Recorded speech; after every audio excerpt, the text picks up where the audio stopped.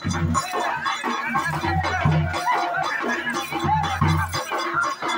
भाविकांना एक सूचना आहे, एक अँड्रॉइड मोबाईल हरवला आहे, तो जर कोणाला सापडला तर आणून द्या, तुम्हाला उत्कृष्ट बक्षीस दिलं जाईल।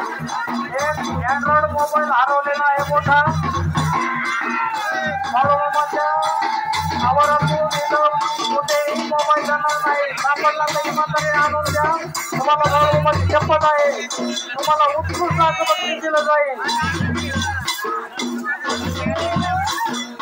जर मोबाईल तुम्ही ठेवला आणि घरी नेला तर बाळूमामा तुम्हाला चमत्कार दाखवल्याची राहणार नाही।